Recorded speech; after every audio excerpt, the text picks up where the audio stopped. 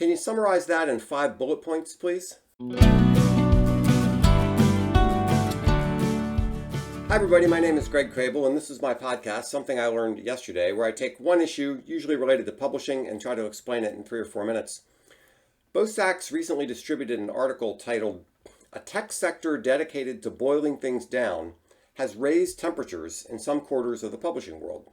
Boiling things down, in this case, means making summaries.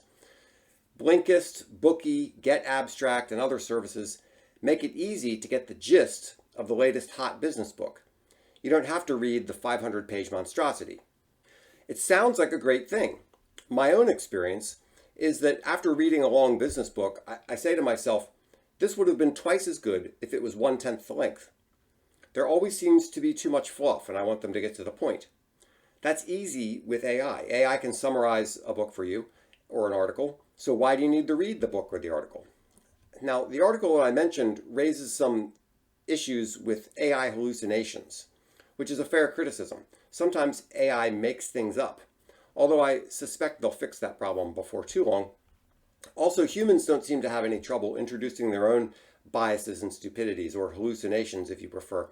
It wasn't AI that created the mess recently reported at NPR, but leaving all that sort of thing aside, I think there's a larger problem to address, which is the value of summaries.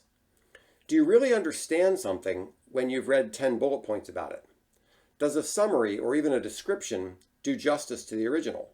Now, of course, there's a value to summaries. They have their place.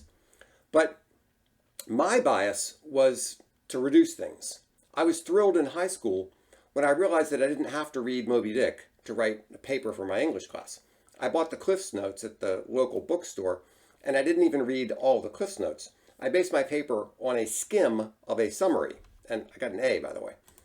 So I tried Blinkest for a while because I love the idea of cutting out the fluff and getting to the meat. I had a gnawing doubt as I read and listened to these summaries, though. I found myself worrying that I would think I understood some topic without really understanding it.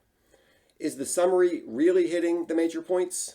Is there some texture or depth to the work that simply can't be summarized like that? In an earlier podcast, I asked whether you could understand the story of Little Red Riding Hood if it was reduced to 5 bullet points, and I think not. Can you understand the Exodus if it's summarized in 2 paragraphs? No. The article cited is more concerned about copyright and market share and those sort of things, and that's perfectly reasonable concern. My question is whether the whole desire to reduce things down to summaries and bullet points and takeaways is a sign that our left brains, the left hemisphere of our brains, are trying to usurp the reins from our right hemisphere, where Dr. Ian McGilchrist says executive function belongs. By the way, the stuff Dr. Ian McGilchrist has done on left hemisphere, right hemisphere stuff is fascinating. You should look it up. In a way, the whole AI revolution seems to be a revolt of the left hemisphere of the brain. In an effort to grasp and simplify and get to the point, we lose the story and the drama and the poetry of life. Don't get me wrong, I have no doubt that AI will soon be able to create amazing story and drama and poetry. Not yet, but soon. But it's still important that we don't allow summaries and bullet points and takeaways to replace story and art and the richness and depth of things. So that's my thought for today. I hope you found it interesting. If there's anything I can do to help you with your business, please give me a call. You'll see my contact information on the next slide. Thanks so much.